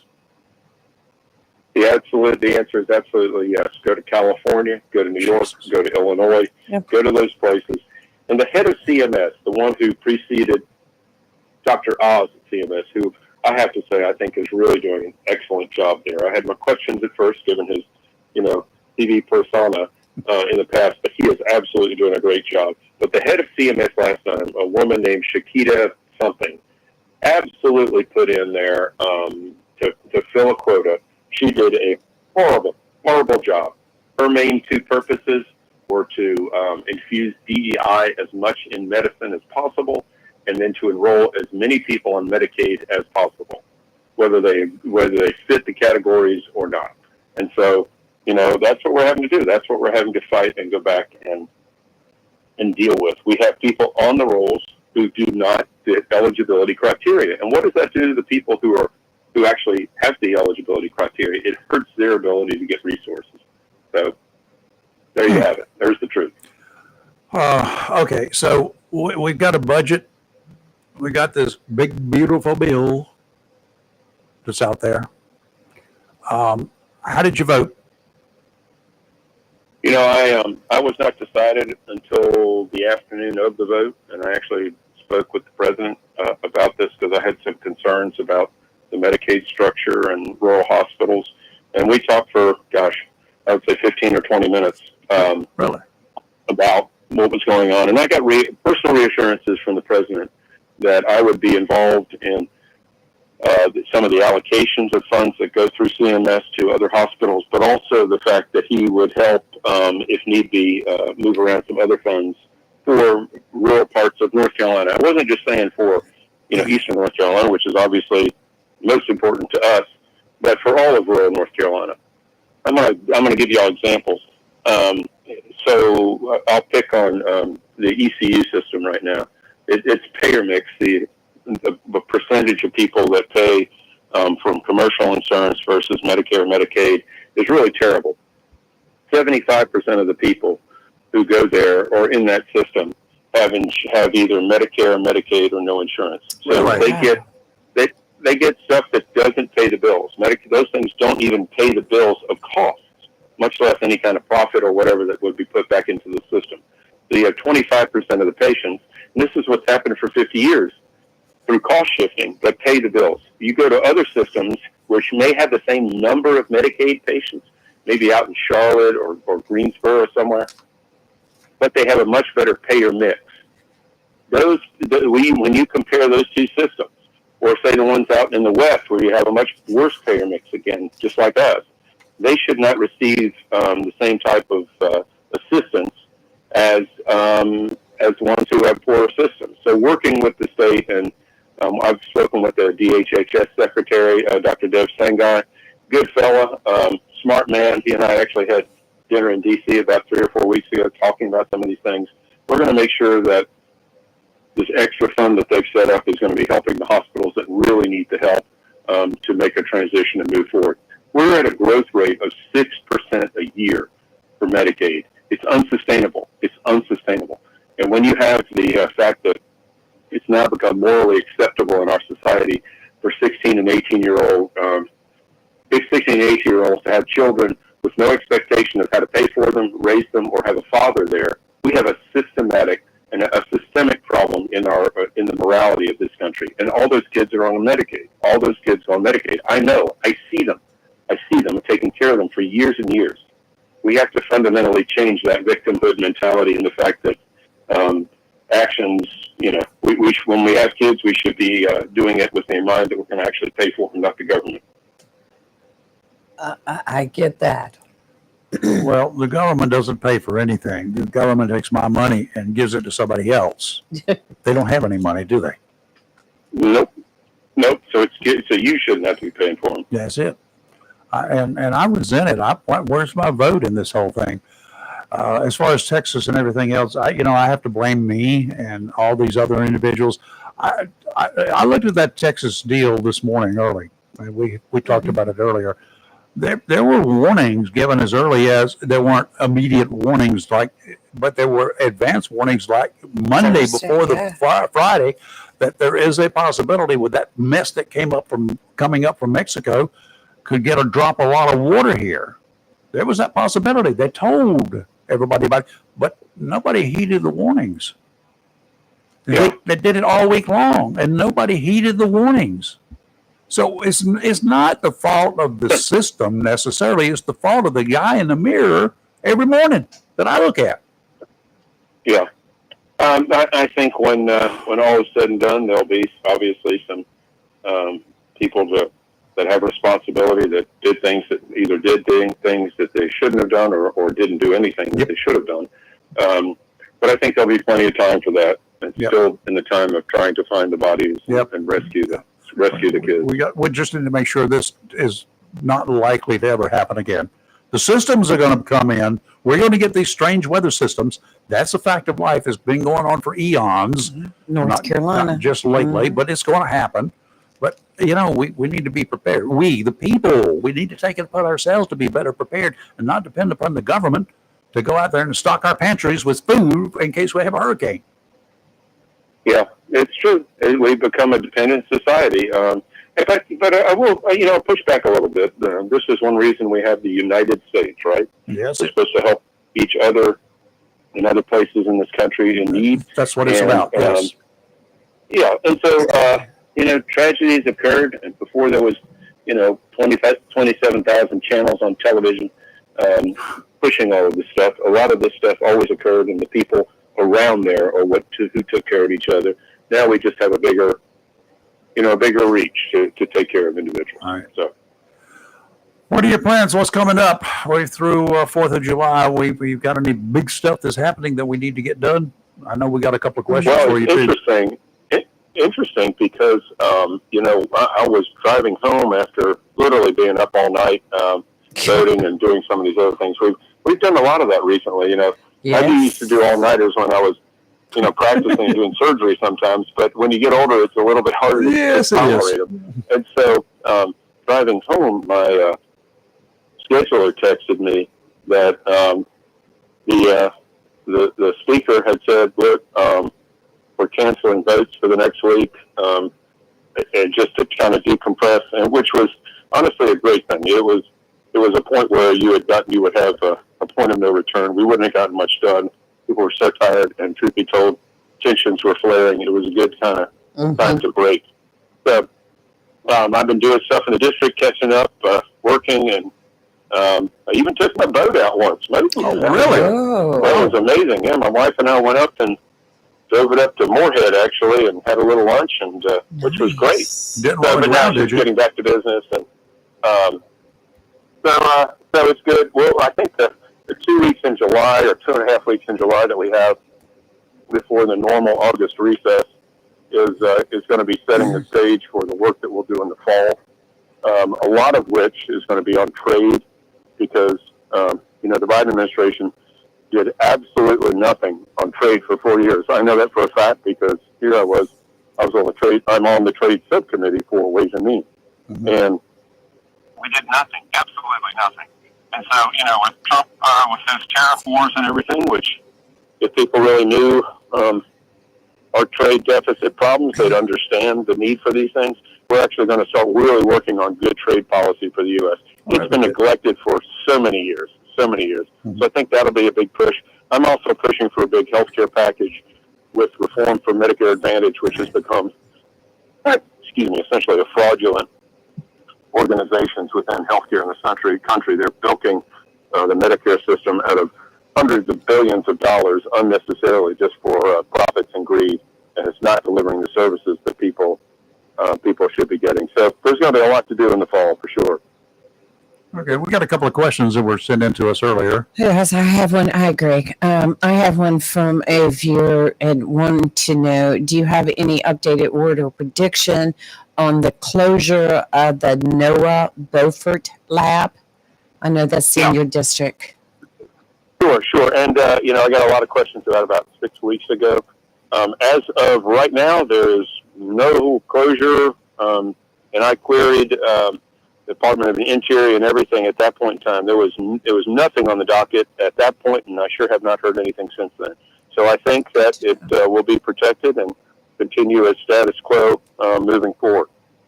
I think there were some problems with maybe the building or something. Yeah, there are some structural problems, but that really had nothing to do with these other cuts because it said it came from a leaked document. So I love those things. Imagine that. I don't know how we ever got through World War II with leaks and everything.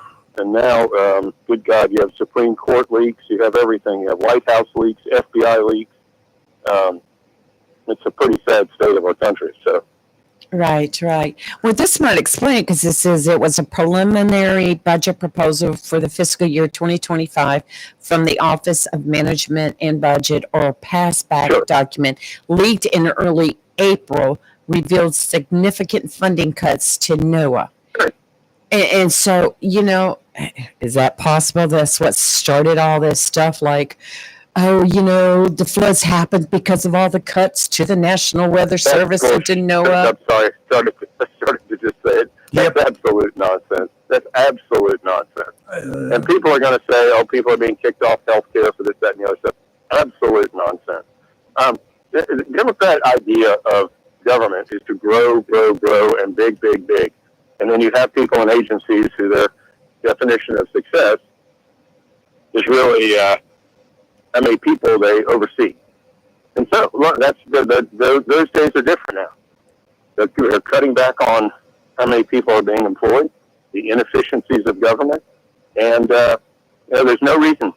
The government is not there for itself. It is there for the people and the accountable and taxpayers to be accountable for. So, no, I think as far as going back to NOAA, I think things are fine with there. That's what I have received. I've made several inquiries about that. So I think we're good for NOAA for right now.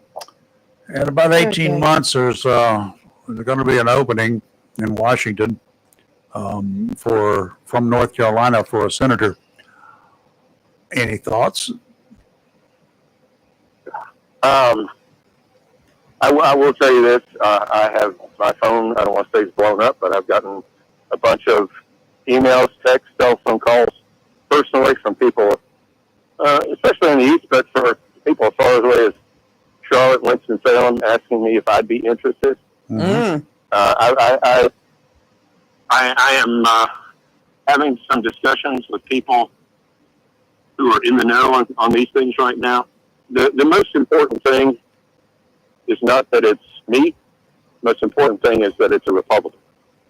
And if Tillis had stayed in and it had been against Tillis against Cooper, then I think Tillis would have beaten Cooper. It's going to be hard if Cooper's the next person to run and beat him. It's going to be a $300 or $400 million race. going to be the one that's topping the country. Big deal. It's going to be a big deal. So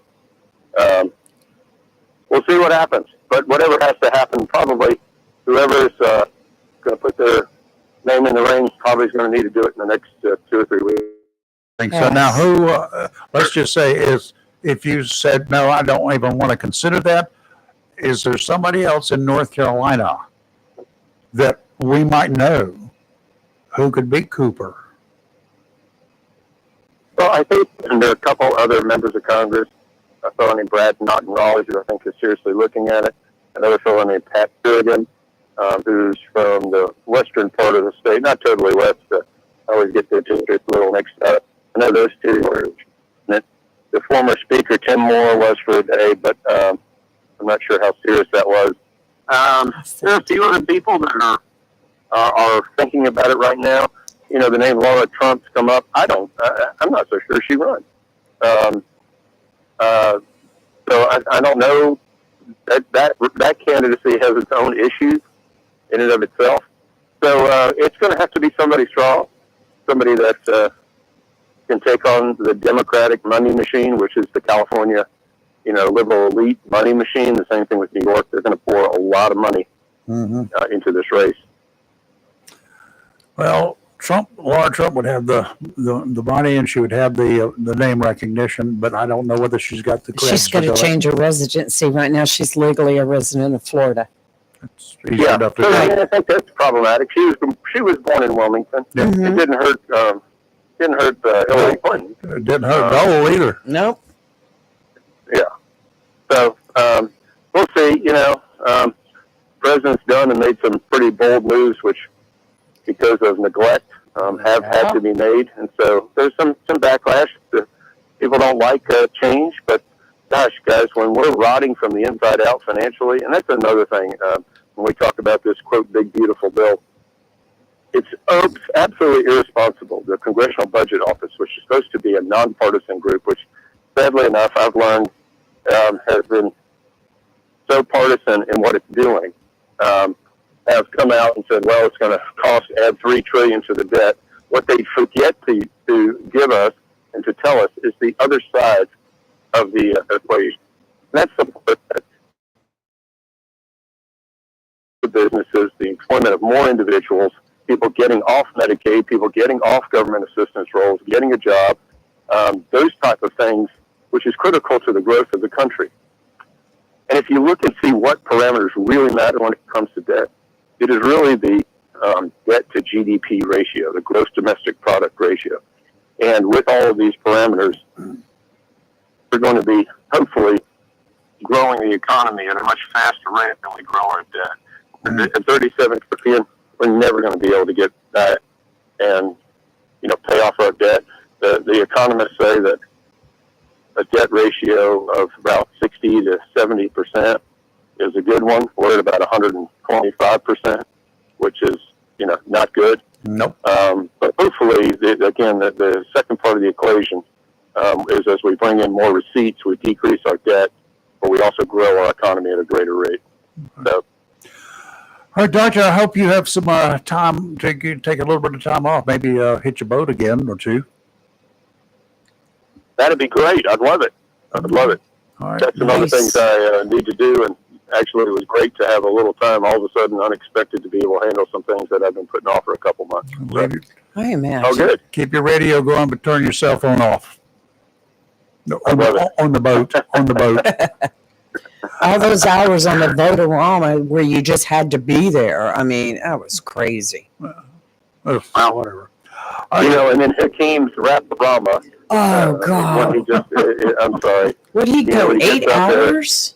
That was 8 hours and 33 minutes. Oh, my gosh. Yeah, and he was looking pretty wilted towards the end. It was pretty funny. And it's just, I'm sorry. It's one thing to speak and say something different, but the way he speaks is so theatrical. It's nauseating. Yes. And it's like, just say the words and let's go from there. But anyway, that's what we got. What we got. Doctor, thank you, sir. We do appreciate it. Well. All right, guys. All right, have a great day. Thank you. Be safe. Dr. Greg Murphy, our 3rd District Congressman, and I'm sure the phones are going to light up now since we We're able to get one line in at a time today, but I'll fix that here very shortly. But Yeah. it's always good to talk with him, you know. Yeah. He puts a different light on it. I feel like we can just carry on a conversation, which we do. Right. Yes. And I know we had some questions like, why did he feel like Tom Tillis's reasons for voting against it were in line with some of his reasons? Mm-hmm. I can tell you now, one congressman is not going to, from your own state of North Carolina, it is just not going to sit there and badmouth another. Now, you know, there may, like he said, he had doubts at first until he sat down and talked with the president. And he saw that Tom was on his way out. He's just Well, not Tom going has to. he's been saying for a while.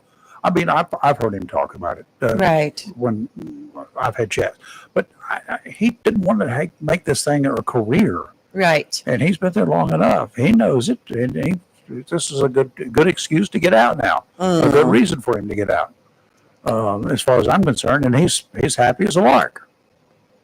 So it's not going to be good for North Carolina. I can tell you that right now, because there are going to be some challenges here. I'm not sure who will be a good replacement. I think that probably everybody. I know that Dr. Murphy is the 3rd district representative. Right, That's right. one of 5. We have 9, 13.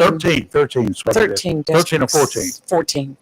We're up to 14 now. 14, I But believe. we've got that many congressmen. But how many of those congress people, men and women, have the name recognition or that they even end up on C-SPAN or end up doing the things that 14.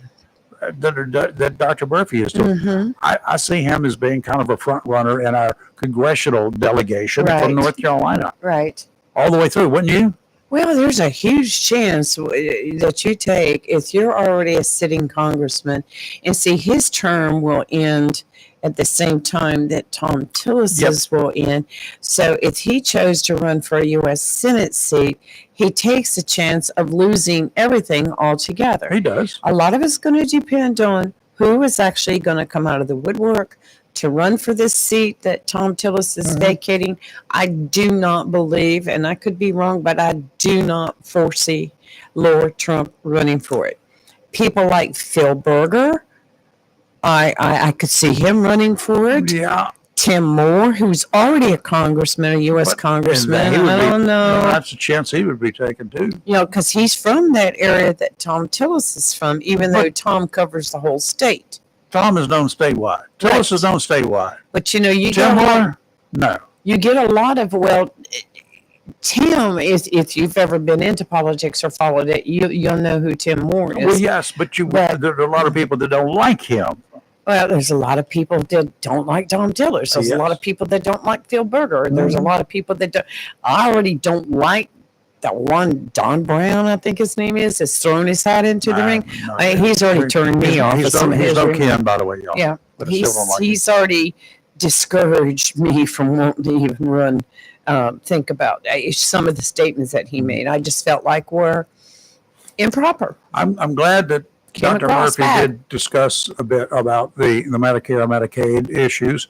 There are issues. Now, there are 2 parts to Medicaid. I'm going to try to see if we can do this again. Yes. There is the federal Medicaid. Federally, that's the stuff that the congressman and the rest of the Congress and everything, that comes from the federal government. That's the Medicaid. They have certain restrictions. They have a lot of restrictions on who could get it. Okay. They have more restrictions than the states have. The states have, and each state has restrictions too. And some states are kind of like wide open. California, you could get it. California, you can get a driver's license if you're an illegal alien. And there are many circumstances. Did you know that? An illegal alien can get a driver's license in some places in California. That's good in California. I'm not sure that driver's license will hold water in North Carolina. It may be for the state of California only. We may not recognize it. That's unusual, by the way, because the states generally recognize driver's licenses from one state to another. But this may be a situation like a concealed handgun permit. California is not going to recognize a North Carolina concealed carry permit. I tell you that right now. New York, New Jersey, Connecticut, Massachusetts, no. But there are about close to 40 states that do. We can all carry guns in each other states, but you have to abide by their laws. They may have some different rules and regulations for their laws, for instance. Who knows? Right. It would be nice if we could have a national program for concealed carry. I would love to see that, where all the states can get together and say, here's what we need to draft. If we're going to have them, here we go. It would be nice that if all states would get together and say, we're going to have a U.S. driver's license requirements, each state responsible for its own, but it would be consistent so that all drivers who get a license in one state, those licenses are such that they would be required to be honored in another state. For instance, no state should allow an illegal to get a driver's license. Okay, period, bottom line. But the state of California has made exceptions. Other states probably the same thing. But we need to get on the same page.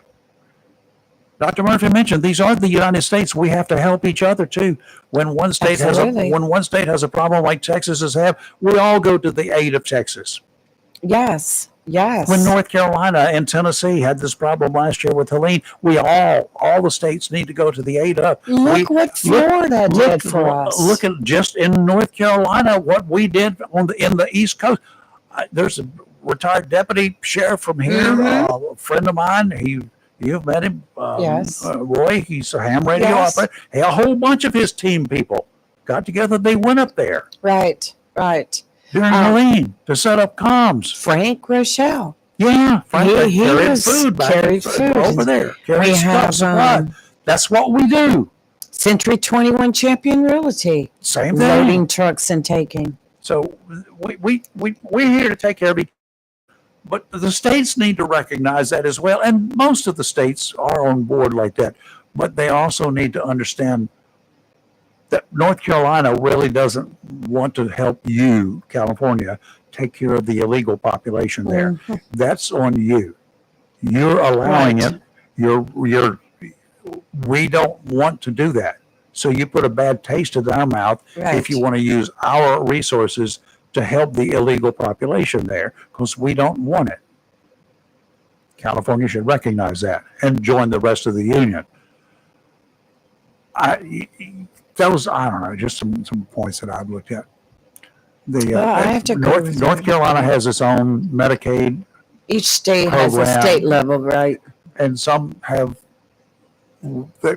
more coverage for individuals than others. North Carolina illegal immigrants are generally ineligible for most taxpayer-funded benefits.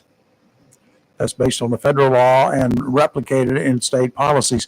There is a recent bill in the state legislature aimed to reinforce this by requiring all state agencies to ensure no undocumented immigrants receive such benefits. So North Carolina is trying to go along pretty much along the federal guidelines, what they do. There are exceptions under federal law and North Carolina law. Illegals may be eligible for emergency medical care. You get involved in a wreck, you get shot, you get cut, you have some kind of a heart attack, you got an emergency situation, you will be eligible. That will include emergency room visits, of course, and certain nutrition programs like WIC, Women's with Infant Children. Mm-hmm. Emergency room visits where you go in because this is what's getting hospitals, local hospitals, especially the rural hospitals, into trouble financially. You go into a hospital, you're an illegal. You're not eligible for insurance, for Medicare, Medicaid. Right. You go into the hospital because they will take you. That's right. Regardless. Because at 5:00 in the afternoon, when the dock in a box places close, their urgent cares, Talking bucks. Well, I like that. That was pretty cool. anyway, that's when they close down and they're not going to serve you because you don't have insurance and you don't have money. Right. Then what else are you going to do? You may have ingrown toenails. I don't know. But you're going to go to the ER because they will treat you. If you go there, you're going to get treated. Okay? Right. And then who's going to pay the bill? If the Medicaid in North Carolina says, we're not going to do it because they could have gotten their cold or whatever treated somewhere else, that's on them. But if it's an actual honest to goodness emergency, you got a broken arm, yeah, you're going to get treated. Right. And Medicaid's going to pay for it. But the hospital's going to treat you with an ingrown toenail, but the state's not going to pay for it. And the federal government's not going to pay for it. That's where we are. Is it a perfect society? Absolutely not. No. It would be great. But I'm not talking about social medicine either. No. Those programs, you talk to the folks in England who have this, no. Unless you have the clout, you wait in line. It's worse than waiting for veterans. When the veterans go to get a doctor treatment, okay? It's Medical horrible. treatment. It's a horrible system. They wait forever. Yes, they do. A lot And longer than unfortunately, they too should. many of them die while they're waiting. Absolutely. We've heard those stories. Those stories are awful, and that shouldn't be happening. These are our heroes. These are the people who Right. fought for us. No, that should not be happening. Mhm. But in socialized medicine, it happens to everybody except the elite who can grease some palms or do whatever. Right. I know a couple from England, and that's the exact story that they give us. That's what they tell me. They're well off. They go in and they get the special badge. Mm-hmm. Yeah, and you know, and you want to talk about local hospitals and degrading about local hospitals. You know, it's just like our hospital here. How much money do they have to write off every year for treating people who have no insurance? Tons. Yeah, tons of money, Tons of of money. It's not like an ECU or a Duke University that gets a lot of grants over what, you know, we get here. But that's why you've seen a lot of these small hospitals like in Morton County closing down. I mean, they just went bankrupt trying to pay their bills because Now, that's what we've is Onslow become. Memorial a great hospital, a perfect hospital? No, it's a rural hospital. It's That's in a rural right. community. That's right. And for some of the reasons we're talking about right here, they cannot advance. They have Right. trouble getting people to come to here to work. Right. It's not easy to convince somebody who's not from here or doesn't like it here to come here. Right. You want to attract people to go to New Hanover? Yeah, you got the beach. Right. The doctor I saw yesterday, guess where she lives? She's been vacationing at Wrightsville Beach for years. Now that she's moved there, but travels up here because she loves the practice here. Yeah. Where I go for that medical thing that I went for yesterday. Right. She loves it right. here. She'll drive the 45 miles each day, Right. round trip. I did it. Nice. I did nice. mine was yes. 62 miles, but And you know, we do have some great doctors We and have some great great services at Onslow Memorial Hospital. They we are just not, don't have enough. We That's need right. more. But how do you get them here? That's how do right. you lure them here? That's Under right. what pretense can you get them here under? And we're not the only hospital around that's having these issues. They're No. everywhere. Nope.